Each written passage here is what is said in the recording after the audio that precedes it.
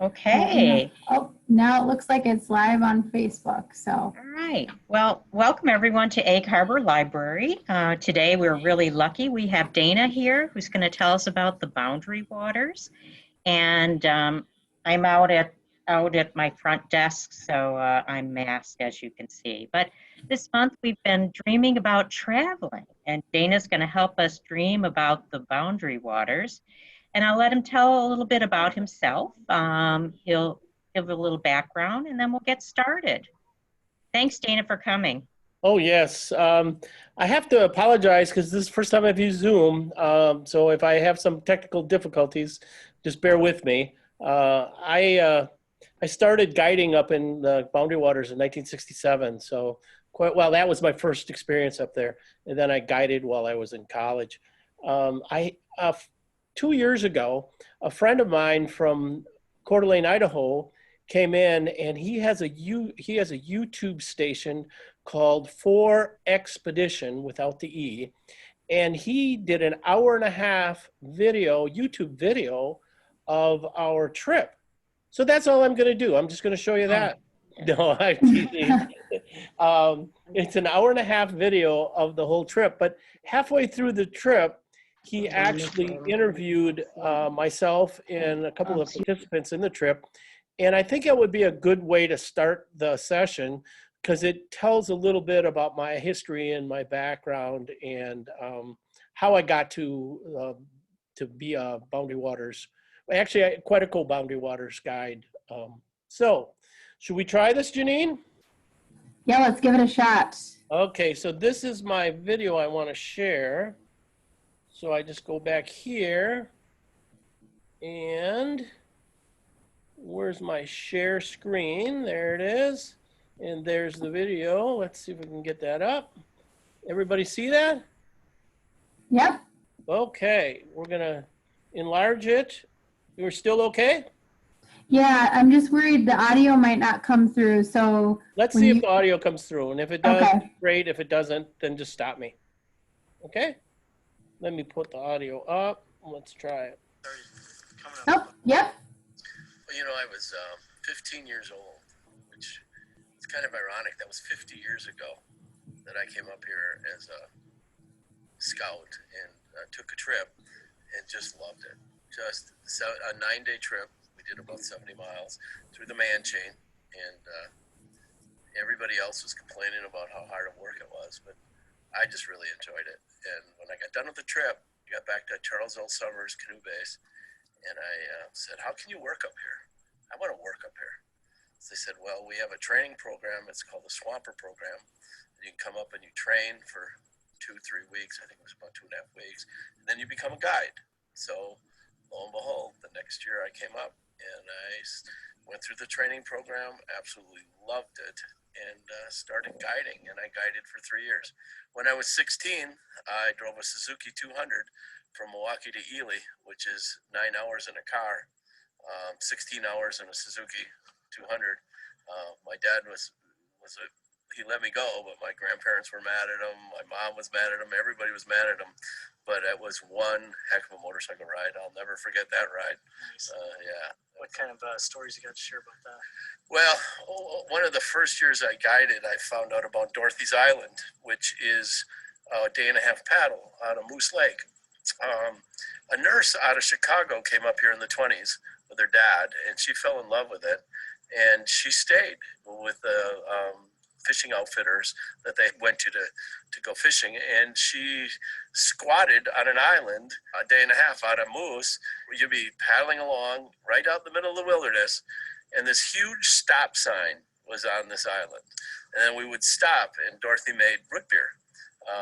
And she had a little sign that said, root beer that made Milwaukee jealous. That was her saying. She cut ice in the winter to keep it cold all summer. And then she'd sell it for 50 cents. So my scouts, I'd always tell them if we were going by there, bring money. And then we'd bring money, we'd stop and they didn't know why we were bringing money or what we were doing. And it was it was like, wow, out in the middle of the wilderness. And then when she passed away, the friends of Dorothy Moulter came in, disassembled her cabin and her outbuildings, and reassembled them in Ely. And there's now a Dorothy Moulter Museum in Ely. One of the neat things when you went there is you signed a book with your name and your date and everything else. At her cabin on the island? Yeah, on the cabin on the island. And then when they opened up the museum, all those books are there. And you can go back and look. And back in 1968, I can find my name with my crew and everything else. Cool. Yeah. So it was history preserved by the people, yeah. And then in later life, I brought my family up here. And I probably brought them up here for, well, my son started when he was 3, and he finished when he was 17. And when he was 5, we were on Wind Lake, and he was just learning how to fish. And he was casting okay. Well, one of the casts went pretty much straight up in the air, hit the bow of the canoe, went straight down about a foot away from the canoe. And he's reeling it up, and he catches his first fish. He caught a northern. I mean, Was that pretty good size? Oh, yeah, it was an eating size. Yeah. And the funny thing is that my daughter was similar. We were on North Bay, and she was out casting, and the kids are having trouble. I think her line was all tangled up, and the lure just kind of, she cast it out, and she caught her first northern. They both caught northerns. Those are their first 2 fish. So you got a lot of good memories from. Oh, the family, when the family gets together, my kids talk about the Quetico in the summer trips that we took. Nice. How many times do you think you've been up here? Oh, I've been up here, in 50 years. I probably 40. There might have been 10 years in there that I missed. And you've been pretty much all over the. I've been in every lake in the Quetico, which is the, provincial park north of the Boundary Waters. The Boundary Waters I haven't spent a lot of time with because we just passed through. We passed through. So now I'm spending more time in the Boundary Waters.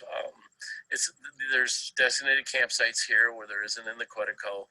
There's 1 million people that visit the BWCA. There's 100,000 that visit the Quetico. Wow, So, nice. yeah. Do you think you'll keep coming up? This is a very special place for me. I will. I don't know how my trips will be. They've really backed off. I mean, I'm not doing as much as I used to do. And Yeah, like you said, you just bought a sailboat, right? yeah, and I bought a sailboat, and I got to tell you, this has been physically, a hard trip, but the work is always rewarded, and this trip has been a very rewarding trip. I mean, we've seen a lot, done a lot. Yeah. I've really enjoyed it, and this place has changed my life. I mean, I cut my teeth up here, and I learned the ways of the world actually by being a guide up here, and it kind of has stayed with me for my whole life. It has. So Awesome. yeah. Awesome. Hey, well, thanks for sharing. Yeah. Hey, it's been great having you on the trip. It's been fun. Cool. So there you can see a little bit about my background. Any questions? Yeah, so when did you stop guiding? I guided in college. In college, okay. Just the summers when I was in college, I guided. And then when I got out of college, I would go with friends. And then when I had my family, I started going with my family. And that was 2 years ago that video that was just, that we made an hour and a half video. And if you look at the comments, a lot of people say, we were just going to watch 10 minutes of this video, and we got stuck watching the whole thing. So it's a really well done video. So any other questions? Well, let me just tell you a little bit about how you should plan for a trip like this. This is not a trip like going to Cocoa Beach, Florida, and laying on the sun in the beach. This trip is physically demanding because you have to carry all your gear from lake to lake to lake to lake. So you want to be in fairly good physical shape. And once you're out there, you can get emergency services. They'll send a helicopter out there to get you, but it'll be in the range of $5,000 to $6,000. So you do not want to have a medical emergency 2 or 3 days away. And so there's quite a few precautions you want to take when you're on the trip to avoid any medical emergencies. Okay? But let's just talk about the pre-planning a little bit, about what you got to do. You have to get a permit, and that is offered through a website. That it's a U.S. government website, and it's a overnight canoeing permit. There's two kinds. There's actually more than two, but the two major ones are overnight camping or just going in for the day. You can just paddle in and paddle out for the day. Now, a permit allows you to have 7 people in your group, and you have to designate a leader, of course. And let's say you have 14 people that want to go. You have to have 2 permits, and you cannot be within 500 feet of each other when you're paddling or camping. So they treat you as 2 separate people. And the permits are fairly available. You know, there's availability. My son is going over Labor Day, and he just got a permit a week ago for Labor Day. So he was able to get that permit. Now, I suggest that you go through some outfitter up there. If you've done a lot of canoeing and a lot of canoe camping, you may have the majority of the gear. I also suggest renting a Kevlar canoe. Kevlar canoes weigh about 48 pounds. Aluminum canoes weigh 70, 80 pounds. That 30-pound difference is huge when you're portaging. And they work really well in the water. Now, what outfitter should you go through? Any outfitter that has the website is a reputable outfitters. Most of the outfitters that are questionable are not in business anymore. So I use a couple that I like, and go to their website, and I can show you a couple I can show you an outfitter's website, and they'll give you a list by list things that you should take on your trip. Okay, they'll rent all that to you. You may want to buy some of it. Over the years, I basically just rent a canoe when I go up there. I've got most of the gear that I need. Okay, so that would be like the gear part of it, and we'll talk a little bit more about that later. What you have to also decide on what part of the boundary waters you're going to enter. There are, there's the east section, the central section, the west section, and then the southern section. So you have to look at a map and decide which area you're going to go into. The generalization is the southern area is got more little lakes and ponds and streams. The western area has bigger lakes and few streams and lakes, but majority of them are bigger lakes. And the eastern area, of course, is the same as the western area. They're both on the boundary of Canada. So you'll be paddling in lakes that are not only in Minnesota, but they're also in Canada. And then the central one is probably the most populous one. If you go in the central area, Fall Lake or Moose Lake, you're going to see motorboats the first day you're out there, because on some lakes up there, you can use a 25-horse motor, and all the outfitters put racks on their boats and they haul canoes to the edge of the limit of where the 25 horsepower motor is no longer liable. So, and you can do that as well. You can get a tow. We call it a tow. They're not cheap. It's like $40 a person to get towed out to the border, and you save yourself a day and a half paddle. It'll get you right on the edge of the wilderness as well. I'm going to stop every once in a while and just ask if there's any questions. So You'll probably get to this, but how long do you usually give yourself? I guess it all kind of depends on. how long a trip? Yeah. Okay, for instance, my son is going on a 7-day trip. He's been up there a lot with me, so he's got a very good 7 to 9 days if you're advanced, 3 to 5 days if it's a kind of your first time and you're a little leery about everything, just so you get the taste of it all. But you know, a 3-day trip is just 2 nights of camping out in the woods. And I almost say you should, if you're going to put the time and effort into getting there, renting the equipment and everything else, it should probably be 5 days. Now, when you look at the websites, you'll see suggested trips, which is kind of nice. Let me see once if I can share something with you. Yeah, here's one. Let me see once. Now, to share that, I go back over here. I'm getting there. Just hang in there for a second. Let me just close this down. Now it's zoomed down here, right? Which I don't have. Okay, when I knew this was going to happen when I was ready to share something. Wait a minute, I think I can go like there, and there it is. Okay, can you now see what it looks like? Is that? Yep. Okay, so here's Tuscarora, which is on the Gunflint Trail, and this is their website. Now, if you go down the website, you see Tuscarora, Little Sag, Gillis. That is a 4-day, they say a 4-day trip, and they tell you and show you on a map where you're going to go in 4 days. And every one of those little things is portages. That's a portage, and these are all lakes. I can make that a little bigger. So that is really a good resource. And this is a proven trip. This is a trip that people take that they have decided 4 days. You've got plenty of time, and you're not going to, you know, depending on the weather, again, you'll be able to make it. It's a medium trip. They call it a medium. You know, it's hard, medium, and easy. So that's one of them. And the other one I was going to share, might as well bring it up right now, huh? Did that answer your question? Yeah, it did. I mean, I've never done it. I've thought about doing it, but You're not going to do it?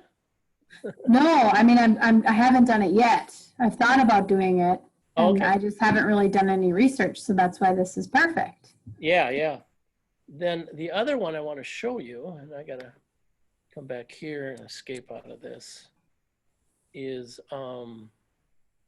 this one I really like. It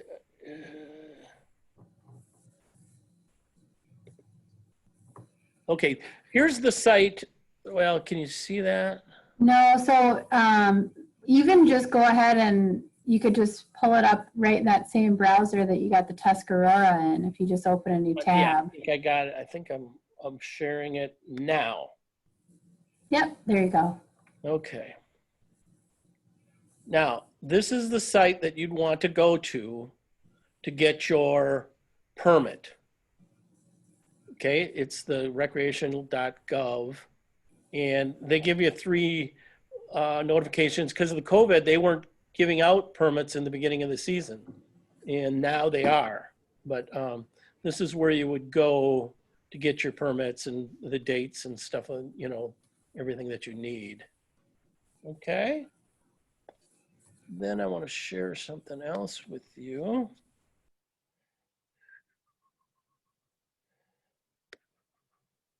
No, that's not it. I lost it.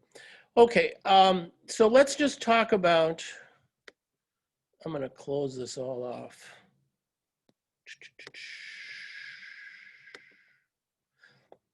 Can you see this one? I can see the BWCA entry point. You might have Yes. to share. Yeah, okay. Has everybody got that? Yep, BWCA entry point 52, Brant Lake. Right. This is just bwca.com. Now, the nice thing about this one is you can click on, let's say you're coming in down the Cross River here.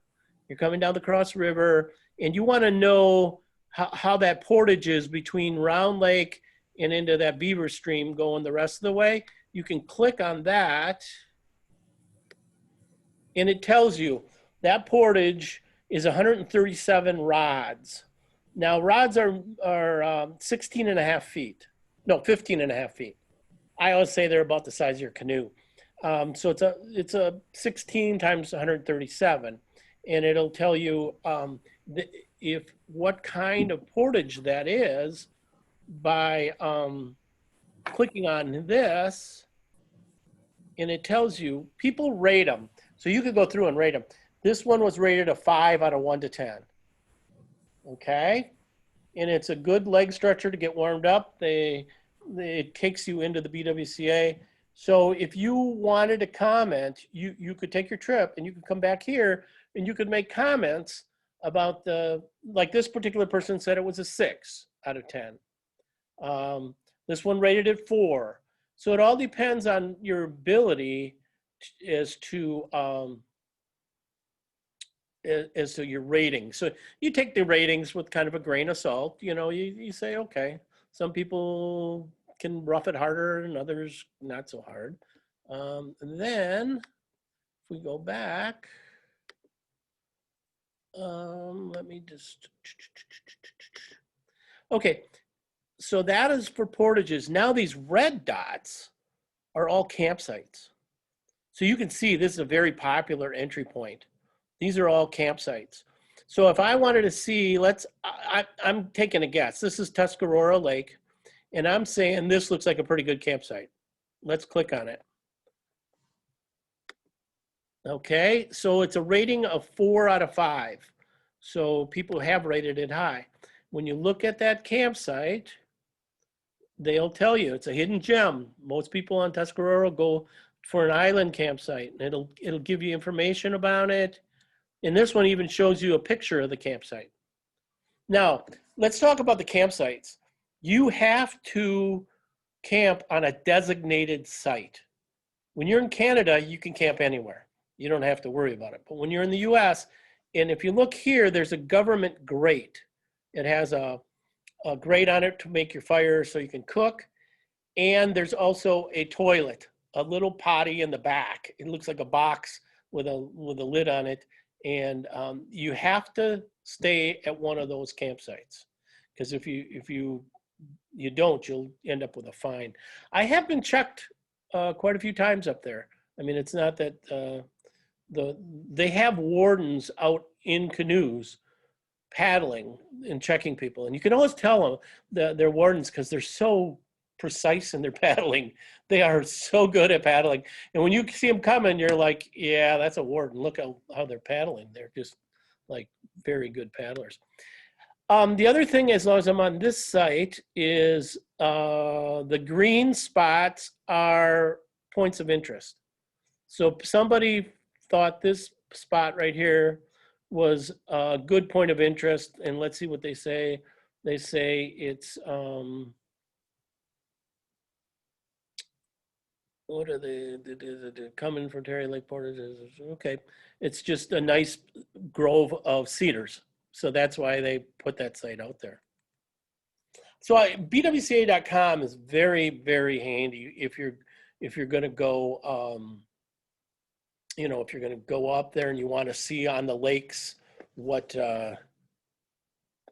campsites are available and how hard the portages are, that really does help your trip out a lot. Okay, questions? So I was just kind of poking around while you were talking, and I went on the site, the permit site. Could we maybe pull that up and just to talk about how to navigate it? Because I see like. I have to I closed it, so let me go back. Oh, or do you want? Okay. No, wait, maybe I can get back. Let's close that, close that, close that. Recreation.gov, or what is it? Boundary Waters Permits. Recreation.gov. Yeah, I just got it back. It's a little tricky to navigate, and I found, I want to zoom this, right? Yeah. Okay, let's go back to share a document. And I'm wondering, right there, share my document. Okay, there it is. I am getting around on this thing. Now, can you see it? Yep. Yep. Mm-hmm. Okay, so we want to explore available permits. So we go there. Please enter a permit type. So you'd go up here, and these are all, remember I said there's overnight, there's day use, paddle. Oh, you know what, Dana? It now I think as it opened a new window, we can't see that. So now you got to go down and share the window that it popped up. Oh, sorry. No, it's okay.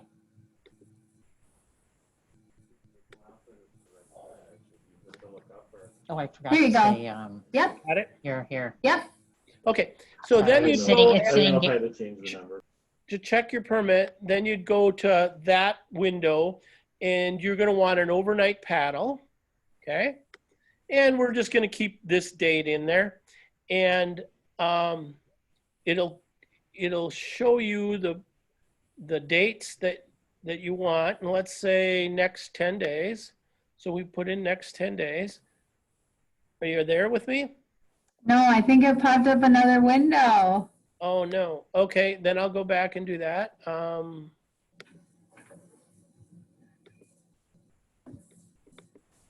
Here we that? go. Yep, Yeah. that looks great. Mhm. Okay. So I don't want to lose you, but remember I told you there's like 4 entry points? The east entry point is the Gunflint Trail. Okay. So see where it says, let's just do Bower Trout Lake overnight. And then it's off the Gunflint Trail. And notice there are no permits available here. Mhm. There's one there on Wednesday and one on Saturday. So if you get close to your departure time, you're going to have a harder time getting a permit. So, okay, I probably, if I click on this, it's going to take me to another window and you won't see it. But that's how you would get your permit. You click on it and then you fill out all the information. Okay. And it'll give you the price. Now, you've got 2 options on how do you get your permit. If let's say, for instance, you're 2 days away from going on your trip, you don't want it mailed to you because you'll never get it in time. So then you can pick it up at one of the ranger stations, and the ranger station for this one is in Grand Marais, which is on the right off the Gunflint Trail. So they'll have a record of you buying your permit, and you can go there and get your permit right there. Some of the outfitters allow you to get your permits at the outfitter. So you have to ask the outfitter if they can bring up, because some of them are able to do that, if they're able to bring up a permit for you. So you go to the outfitter and then you could rent your canoe from them or whatever gear. Right. Now, just a word of caution. The outfitters make money by renting you stuff. Right. So they're going to want to rent chairs. They're going to want to rent everything. So kind of make an inventory of what you think you really need. I'm just going to tell a quick story about the bear rope. When you're out there, you have to be concerned about bears because there are bears in the Boundary Waters and the Quetico. In my years, I've never had a situation where I felt like my life was in danger. Never. One thing, you want to keep a clean campsite. No food laying around, nothing at all. I think I've had many bears come through my campsite. They never stopped. There was nothing to stop for. They just didn't smell anything and they just kept going. 2, you take all your food that you're camping out with, put it in one of the packs and hang it from a tree. Take a limb, go out about 10 feet in the tree and pull the pack all the way to the top of the limb. It should be up about 15 feet. That will ensure that the bears won't have easy access. And by the way, when you do that, don't strap your pack and buckle it all up, because of the odd chance that the bear gets it, he's going to rip it apart. And if it's all buckled and strapped, he'll rip the buckles and the straps apart. Whereas if you just leave it flapped open, he'll be able to unflap it. You know That's a what I'm good saying? tip. So now they do have bear boxes too that are very uncomfortable to carry. They're like 10-gallon, they're like a 55-gallon drum, but only 10 gallons. So you strap it on your back. It's very uncomfortable. I don't suggest getting one of those. Like I said, in all the years I've been going up there, I've never felt my life was at danger. But I am very cautious and I'm very aware of the bears. Do you bring bear spray at all or? It's illegal. Oh, okay. Remember, and I haven't touched on this, you can't take any cans or bottles into the Boundary Waters. Everything has to be reusable. So I'm going to give you just a real quick story, and it was a good one for my kids to see because I always took my kids up there, and we were at the Boundary Waters station, and these guys were going on a bachelor trip. There were, I think, 5 of them. They were going to go in and on a bachelor trip, and they stopped them. They looked suspicious. So the warden went through all their gear, and he found a pint of brandy. Well, they got a $3,500 fine and told they couldn't go in. And Wow. when the guy goes, $3,500, the warden said, we take our Cannon Bottle Act very serious. Now that So if he would have had it in like a reusable water bottle or something, he would have been fine. You just put it in an Nalgene and it's fine. Wow. I think that was a little high. I don't think it was quite that much money, but it was very expensive if I remember right. Yeah, everything has to be in reusable. And like, let's say you're taking macaroni and cheese. Take the macaroni out of the bottle, out of the box, and the cheese out of the box, and put it in 2 Ziplocs. I always double Ziplocs all my food. Granola bars, for instance. You take the granola bars out of the box that you get it in the store, and you pack them separately because they'll pack down easier than that whole box. And you don't have that box to burn when you're out there. You know, you can buy most of the food that you need on the trail at a grocery store. Granted, go ahead. And what do you do about like firewood? Do you just bring a bow saw or okay? There's plenty of firewood, and you don't want to cut down live trees, of course. I don't take an axe, never taken an axe because it's too heavy. I take just a collapsible saw, and you'll find down firewood all around. My favorite firewood is beaverwood. So if I'm on a lake, I'll get in my canoe and I'll go around the edge of the lake looking for wood that was used in a beaver dam or a beaver house, and it's now floated up on shore and it's dried out. That wood burns the best. It really okay. does.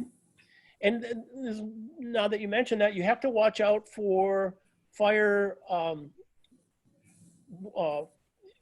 warnings or that you can't burn a fire. So if you go in and they put a fire ban on, you can still burn a fire until you come out because you didn't know about it when you went in. But if they set the fire ban the day that you go in, you have to know about it, and then you have to have a cooking stove, a little Nalgene, MSR stove, or any of the popular stoves work pretty good. Yeah. Okay, so you figure out when you want to go, you get Right. your permit, you have, your group, maybe it's whatever, it's 4 people. Right. And then you bring 1 canoe per every 2 people, right? Would you say like 2-person canoe? You can put 3 in a canoe. You just put 1 in the middle. Last time I went, we had 3 people in a 22-foot canoe. Wow. And if you watch that video, you'll see that canoe. It was like a battleship. I've never paddled a 22-foot canoe before, but because we were going in some really big water, we wanted a long canoe. We didn't want to go with a 19 or 20-foot canoe because there were 3 of us, and we're not skinny minis, and so we got quite a bit of weight in that canoe. So we took a 2-foot canoe out there, which was kind of interesting, actually. Yeah, and then do you bring all the water that you need, or do you bring a purifying? Yeah, that's a good point. The purifier you want to get is the one, it's a bag type purifier where you dip it into the water and then you hang it in a tree and gravity filters it into your Nalgene. There are pump purifiers, but the one that, and my kids will tell you, they hated sitting down by the water pumping water because you've got to stay hydrated when you're out there, and you want to filter that water. Yeah, I mean, the water is, I drink the water out of the lake for many, many years before I purified it. But when I started taking my kids up there, we started purifying it. So the one, and I think it's made by Pure, it's the one you hang, and it's, I think, about $125. And the filters are only good for 1 trip because there's so much iron in the water up there. Okay. You got to replace the filter after each trip. So yeah, you definitely want to filter your water. Yeah, and then you bring, food, like obviously stuff that you can heat up pretty easily. And you've got your little, I think what we have is one of those little like pocket rocket ones, like Right. burners. It's just like a little teeny tiny guy that folds out. Yeah, those are good for just heating up water. Okay. The MSR, I think I'm not sure the name of it. It's like a blowtorch though. When you start it, it uses white gas, so you bring white gas out with you. You can do the whole trip with freeze-dried food if you want. I used well, when it first came out 15 years ago, 20 years ago, that's all I did for trips, and then I got sick of it. I'm just like, I'm going back to the way I did it in the 60s and 70s, where we just did food, that we made. And so you could, and I always like to bring one meal of freeze-dried just in case you got a day that it's really raining and windy and it's a real crummy day and you don't feel like doing a lot of cooking. You just want to heat up some water. But everything's pretty much like non-perishable that you bring, because how do you keep it cool if yeah. The first, I've gotten used to doing this. I've got a collapsible cooler. Okay. By the way, should I stop sharing this thing, or are we good? Yeah, sure. Yeah, if you were just chatting, go ahead and stop sharing it. Yeah, there we go.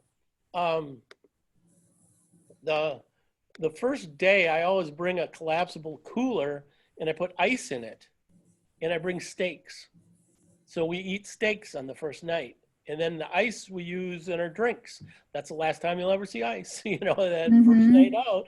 So that is, and then that collapsible cooler you can put in your, your backpack, and it's real easy. Cheese will last 3 days, maybe even 4. Sausage, I don't really recommend bringing a lot of sausage. It'll attract the bears, quite frankly. But other perishable, like eggs, you can have for 2 days. I'm trying to think butter. And what I did with the butter is I took a half gallon, we had a pretty good crew, took a half gallon milk jug and I cut it in half. And then I put the butter in there, and then I took the top and I just put it together so that it would stay. And then you can always plan on having fish for one meal. I mean, you can have So you can fish, when you fish up there, you bring a rod? Yep. You bring. Oh, nice. Yeah. A rod and a reel. Now you disassemble them, and the rods you put on the long side of the gunnel of your canoe, and then the reel you put in your backpack, and a small tackle box. You don't want to take something that's real big, and then a collapsible net. So that all, and like I said, you could probably have fish at every meal if you want, because there's bass, northern walleye, Nice. in almost every lake that you go into, trout. This is kind of like, I don't know if I'll get in trouble for this. I was thinking about this earlier and I didn't know if I wanted to mention it or not, but I'm gonna. When you catch a fish, the DNR suggests that you take the remains of the fish and you walk back in the woods and you dig a hole and you put the remains in the hole and then you cover it up. Well, that's the legal way to do it. What I've done in the past is just take the fish in the bucket, go out in the middle of the lake and take the fish remains. I figured they all go down the bottom, the turtles and the fish will eat them all. I'm just thinking I'm going to attract bears if I take that fish and bury it over there now. And then where do you get your fishing permit through then? Do you get it? It's a Minnesota license. Okay. So you can get it at any, when you're driving up, you can stop at a gas station and get it almost. And they do have like 3-day, 7-day licenses if you don't want to get a whole a year license. So okay. Fish is a nice, that's a nice supplement to have up there. For sure. And it's fresh. It's so good. Yeah. Okay, and then you got your tent, obviously, and your sleeping bag, and sleeping bags. Let me just say a couple things about the tents and the sleeping bags. Sleeping bag can be a +30. Okay. So you don't need a down plus 30 is fine, or a fabric plus 30. Your sleeping pad is very important. That's the thing you're going to sleep on. That'll keep the dampness off of you. So you want to get a thermarest, and thermarests are not reasonable, and they take up some bulk, but they're very well worth it. Now the tent can be just a small mountaineering tent that, 2-man tent. You don't want to have a 6-man tent out there because it just weighs too much. And the backpacking tents work really well. I got to tell you, the last couple of trips I've taken, I slept in a hammock. I didn't even take a tent. And one of the reasons I did, well, there's 2 reasons. One is the hammock is so much smaller. And I had a net that went over the top of the EMO hammocks or whatever they are. And the second thing is I could put it down right by the lake. You can find 2 trees right by the lake. So I go to sleep, listen to the lake, or the waves come up on the water. And I do have a fly that goes over the top of it. So I last time we went, it rained 3 days, never even got close to getting wet in my hammock. Now you say, I can't sleep because my back is bent and everything else. Try putting your thermarest in the bottom of your hammock, and you'll see how I slept on my side. I can sleep on my side with my thermarest in the bottom of my hammock. And then I'm not fighting for a spot, because these campsites only have so many tent sites. There might be 2 or 3, maybe even 1. And all I need is 2 trees. Then I'm good to go. So yeah. And it's a lot smaller to pack too, which is nice. And then probably one of the most important things, like bug spray. Are the bugs pretty bad up there? What's the situation with that? Well, it depends on the time of the year. Okay. But mosquitoes are bad. Mosquitoes are in. I try to have kind of a positive outlook about mosquitoes. I don't get all worried about them. I'm not always swatting them. But at night, they come out like you wouldn't believe. So when it gets dark, 9:30, 10 o'clock, you go to bed. Now, the funny thing is, if you stay up for an hour, if you can take from 9:30 to 10:30 or 10 to 11, they seem to go away after that. So if you want to watch the Northern Lights and you just want to take the day off the next day, you're going to have a layover day, or night paddle, which is fun if it's a bright moonlight night. The mosquitoes kind of go away. Now, DEET, I don't know. You got to use it. You got to use it. I'm telling you, for me, I mean, we tried Skin So Soft on my kids and all this organic stuff. The DEET does work, but I don't use it. I don't use any bug spray when I'm up there. I mean, I just try to take my mind over the matter and just not even worry about it. And I get bit, and I don't get too bad at welts, so I don't worry about it. Those neck, that you saw, I had one on. I can use that to put that up over my face when I'm portaging. If the mosquitoes are really getting bad, I just put that up and use it, to keep the mosquitoes off my face and my neck. I bought a really interesting jacket from Columbia that was almost like a mesh jacket. That's like, it's a bug deterrent jacket. So that's been a lifesaver, just even normally. I've got pants that are the same thing. And the more you can't wash it too often. You don't wash it, it washes the stuff out. And those work. If you ever watch the whole video, you'll see a section on mosquitoes in that video where he videoed them at night. I mean, he's in his tent and he's just showing you all these mosquitoes. I mean, there's a lot of mosquitoes up there.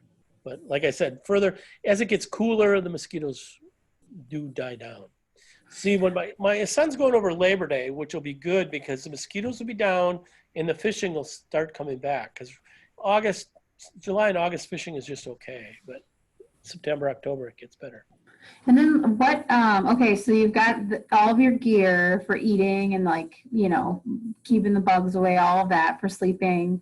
So do you bring a map, or this is a silly question, but do you get cell reception up there? I mean, I guess it depends on your carrier, but how are you navigating? Compass? Well, I do Dead Reckoning, which is compass and a map. Okay. And there are a couple different kinds of maps out on the market.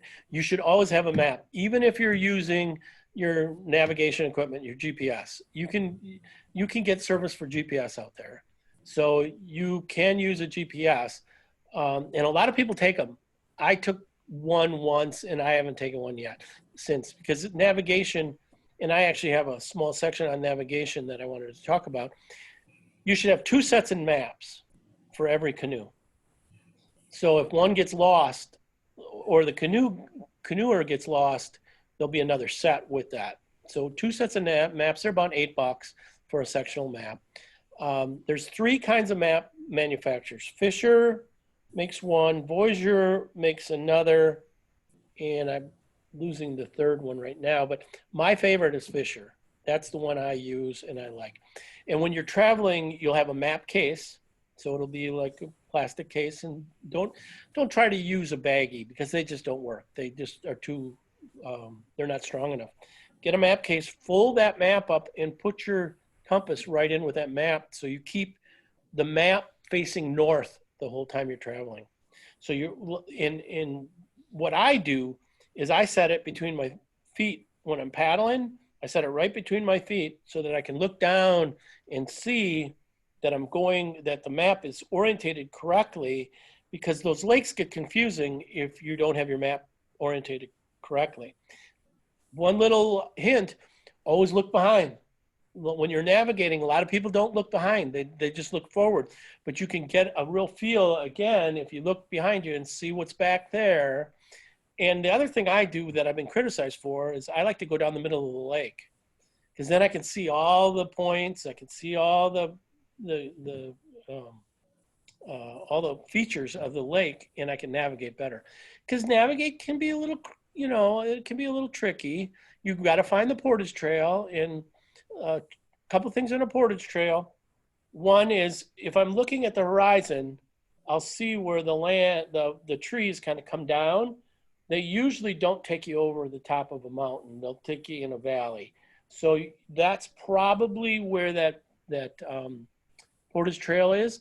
Some of them in the BWC actually have signs that say, Briar Lake Portage Trail, but they all have blazes. And what a blaze is, on a tree next to the portage trail, about 5 feet up, they've taken an axe and just chopped off the bark of the tree.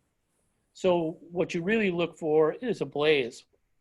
And before Kevlar canoes, you used to look for silver rocks, because people would come up with their aluminum canoes and they'd leave silver rocks behind. But now with Kevlar canoes, you can't find silver rocks. Navigation is a bit tricky. You have to be aware of where you're going, and it takes a little bit, but those lakes are such that they're pretty well identified, on your map and everything else. Although when I was guiding, a long time ago, I walked into a lake that wasn't on the map, was not even on the map. And at first I was a little confused, and then I found kind of the exit and I got out of it. But we got back to camp. I said, hey, this lake is North Bay. And they go, the other guide said, oh yeah, that's there. It's not on the map, so. But most maps today have all the lakes on them. So yeah, when you find your area, go to Fisher, or McKinsey is the other map maker. I like Fisher better than McKinsey. I guess I'm used to it. I've always used Fisher. And then order your maps. You order them online. So then, okay, so we already know one of your secret weapons, which is the hammock. Are there any other secret weapons that you have that you just over the years have been like, I can't live without this odd item? Well, to make the trip easier, I told you about the collapsible cooler with ice in it. Yeah. Oh yeah. That's a good one. Mm-hmm. Yeah. And bag wine, box wine. Oh yeah. Yeah. Take the bag of wine. That one works pretty good. Mm-hmm. No, I'm trying to think if there's anything else other than the hammock one and the ice. Well, those are 3 pretty good ones. Yeah. When you get out there, when you decide on your trip, let's say it's a 5-day trip, do 2 days of traveling, 1 day layover, and 2 days traveling back. Now, on couple trips, I traveled the first day and we found a lake that was so nice and it had nobody on it. And then we caught fish. We took our layover day on the second day of that trip, but that was only, but normally you want to take two, let's say 5-day trip with 2 and 1 or 7-day trip, 3 and a layover day. Always take your layover day because you're going to be sore. You're going to be tired. You're outside all day. You're paddling. And then that gives you time to enjoy a little bit of the boundary waters by fishing. And I always say, bring a good book, bring a deck of cards, and you know, and fishing equipment, because those are the kinds of things that you can do on your layover day. You can, you know, we brought a cribbage board and we play cribbage. Another buddy of mine that's a guide, he brought his ukulele. Now, can you imagine taking a ukulele out on the trip? I'm just like, Tom, are you kidding? Scared to ruin it. Well, he was a doctor, and he was like, so he was like, yeah, well, I'm gonna bring my ukulele. He had it in a case, and he put it on the back of his, and he loved that thing. He played that thing and practiced that thing every night. So, you know, you want to bring something to kind of entertain yourself when you're in the woods too, and other than just the, you know, the beauty of being out there. So, Yeah, for sure. yeah. Well, and then I don't know, Janine, have you done it before? Have you done the Boundary Waters? Oh, you're muted. No, no, I haven't. My son's done it a couple of times and my daughter-in-law, but sounds a little rough for me. I think that canoe, I mean, the thing that scares me is like our canoe at home is like it's just like a, you know, regular canoe. I can't remember the name. I'll tell you we what. named it the Green Bean, but it's way too heavy. Like that's what scared me about it, is just like I couldn't imagine carrying that thing. No, and that's a mistake a lot of beginners do. They want to save $48 a day because that's what it costs to rent a canoe. And I'll tell you what, those like fiberglass canoe, I used to carry a wood canvas canoe. I mean, I did that until about 10 years ago. And but I was used to it, and it was kind of but don't bring your own canoe. Rent a canoe. Rent. And I'd say go Kevlar. Now, one thing I haven't mentioned is your feet are going to be wet the whole time. Mm-hmm. You got to wear good boots. You got to wear something that's going to support your ankle. It drives me crazy when I see people with Teva sandals that are out there portaging. They have no support. Plus, those rocks up there are all very sharp. That's part of the Niagara escarpment. So there's a lot of shale. There's a lot of sharp rocks. And when you're going down these portage trails are rough. They're not like, you know, some of them are a path like you normally have. But a lot of them, you're climbing up and down rocks. And if you have sandals on, you're going to cut your foot. And if you cut your foot, you're not going to be able to carry anything. You're going to be out of luck.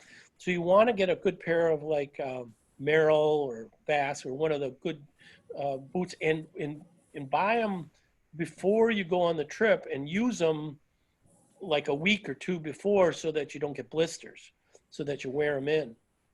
Because when you watch this video, if you watch it, you'll see you got to go in the water to lift the canoe off your shoulders and to put the canoe on your shoulders.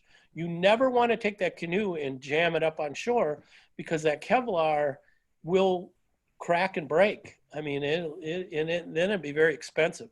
So your feet are going to be wet, which is something hard for people to. It's like the mosquitoes. Mind over matter. Just don't worry about it. Don't try to keep your feet dry. If you in all the years I've gone up there, and I've probably taken 100 people up there, I've only had one person ever keep her feet dry the whole trip, and she was a state gymnast that her specialty was the balance beam. She could go from I actually, the last day, I made her get her feet wet. She was mad at me because she didn't want her to get her feet wet. But normally you're gonna want to have a pair of Tevas or moccasins or tennies for camping when you stop. Yeah. But when you're on the trail, you want to wear your boots. And when you go swimming, you want to have. I always made my kids wear their boots, and they didn't like that. But I'll tell you. I tell them, you cut your foot, you're not going to be able to carry anything. I mean, if you have swim you know, Aqua socks? aqua socks. Yeah, that's what they Mhm. used to bring, aqua socks, Yeah. so that they'd swim in the aqua socks. But you don't want to go barefoot up there. You ever go barefoot up there, you're asking for trouble. And like I said, you're 2-3 days out, you know. Yeah. So, like, as somebody who this would be their first trip, like, would you recommend maybe that, like you said, like the 5 days is probably a good length, Yep. and fall, or what? Okay, there's advantages and disadvantages going all three. You know, let's say early. If you go early, which is May to, you know, end of April, May, beginning of June, you're going to get really good fishing. You're going to get really good fishing, but you're going to also get really good mosquitoes because the mosquitoes are hatching then. Okay. July and August, and I always liked June and July. I always liked that because you always had good weather. You always had days like today, 80 degrees. You know, it has snowed every month of the year up there. I woke up one 4th of July with a half inch of snow on the ground. Now it hasn't for the last 20 years that I've been going up there, but in the summer you're almost guaranteed. I always did the last week of July. Okay. Fishing was okay and mosquitoes were okay. So, and then in the fall, your mosquitoes, your insect population is going to be down and your fishing is going to pick up. But you could run into some cold days. But, so it depends on, you know. Do you know of anyone who's done it in winter? They used to have a program, well, they have a program at the base camp I worked at that did dog sledding and winter camping up there. So there's certain lakes that you could take dog sleds through, so you can actually do it in winter. I'm not much of a winter camper. I've done it like twice and I don't like it. Well, 2 years ago, the Door County Reed was wintering, which was it was about that and it was really cold. I mean, yeah, you were reading it and you were cold. 20 below. Reading it. I mean, Yeah. really cold. Wow. Yeah, really, really cold. Yeah. Well, I'm super inspired. Can I just check my notes? Yeah. I did a few things and I just want to make sure I got it. Okay, canoeing itself. If you're new to canoeing, the bow person is the power, okay? And I always treated them like gold because that's what kept my canoe going forward. My job as a stern person is to guide that canoe in the right direction, okay? As a bow person, bent shaft paddles work really well because they give you more power. And I say get a cadence down in the bow, get a cadence. I don't care how fast your cadence is, but just get it down and stay over on that side of the canoe as long as you can. Don't be switching back and forth every 5 strokes because that makes me navigate the canoe. It's harder to navigate if you're switching back and forth. And the other thing I do is I say to the bow person, you know, whenever you get tired, you switch. You don't even have to tell me because I can see it because then I'll switch. And you want to match in the stern, you want to match your stroke to the bow stroke. So you will both want to put your paddle in the water at the same time because that stops the canoe from doing this and it gives you more momentum forward. But the bow person, never ever blame if you're on a river, it's a different thing.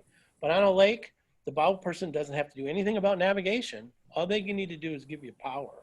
So that was one thing that I know I had written down. And it's not a race, you know, just enjoy it. Navigation, traveling. Oh, when you travel, you want to stop about 3 or 4 o'clock. Now, I don't even take a watch out there with me because I just look and you can kind of tell when it's 3 or 4 o'clock so that you can, first of all, you can enjoy a little bit of the afternoon.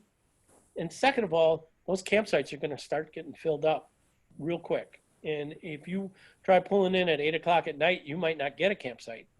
And you might be paddling through another lake or something else, and it'll be dark by the time you get somewhere. And that is no fun at all, pitching a tent and everything in the dark. Let me just look one more thing here. I thought I had. Do you have any questions while I bring this up one more time? Keep a clean campsite. Oh, here's a little, this is a real good one. Be aware of what's below your tent, because the people that there's been some deaths up to the BWCA, and I know of 3 in the last 50 years, and they were all lightning. And when I say be aware of what's underneath your tent, don't put your tent on a root. First of all, you don't want to sleep on a root because it's going to hurt your back. And second of all, that tree gets hit by lightning that you're on the root. That's how one of the guides that I used to work with died of a lightning strike in one of his trips. And another person I know up there it was really, if it's lightning, get off the water. Don't stay on the water. If it's just raining, drizzling, and there's no lightning or thunder, you're good. But if it's lightning, you want to be off that water. And you can't see how fast I paddle when that lightning hits. When I see that lightning, I want to get to shore. And I know of one that was on an overhang. There was a cliff over the top, and he was holding onto a root, and that tree got hit by lightning. So lightning is something you got to really be aware of up there. You really do. I didn't mean to scare you. No, I mean, it's a good tip. We want Yeah. honesty so that we can, Yep. prepare. What happens if you're sleeping in a tree? Don't sleep in a tree if the lightning is. Well, if I got my head between 2 trees, is it going to go? It might. I don't know. Yeah, Maybe you're it's right. the root because that's where it's like connecting with the ground. Right, because they start from I'm not sure. But lightning is something to be concerned about. Other than that, I think I've covered most everything. Yeah, I was gonna look on Facebook and see if we have any questions that came in here. Sure. Got a lot of likes. Let's see, I don't have any questions listed on here. I feel like I kind of asked all of them that I knew. Oh, that's fine. Again, They're great. When you get started, go to an outfitter, go to Tuscarora, there's Paragus, there's outfitters out of Ely, and just go to their page. They're so informed, and if you have any questions, you call them. They'll, they want you to have a great time so you come back, and they'll do everything Sure. to have a great time. Well, thank you, Dana. That was great. That Thank you so you much. shared that with us. I know Jess it's in your future. I don't know if it's in my future. I kind of like it nice all the time, and but I know a lot of people that's on their bucket list, doing the boundary waters, Well, it's and we're nice so and close. lucky. It's Yeah. nice and close, Yeah, it's close. Yeah. So thank you for joining us today, and we really appreciate it. And this is our travel month, and next week Jess is going to share with us, aren't you, Jess? Yeah, I'm just going to share some tools for creating unique trips, kind of oddities and hidden gems, how to find them. And I mean, obviously there's self-discovery, which is very important, but we do have a couple of books at the library and then also some resources online that can help you build some interesting trips, take you off the beaten path. So. Well, thank you for having me. Thank you very much. Yeah. Yeah. Yeah. And Dana, what do you do up here in Door County? Do you do any guided hikes or? I'm retired. I said earlier, I have a sailboat, so I go do a little sailing. I got a Harley. I do some fishing, kayaking, whatever. It has a lot to offer. Door County has a lot to offer. I like being. Thank you. Yeah. Thank you so much. Yeah.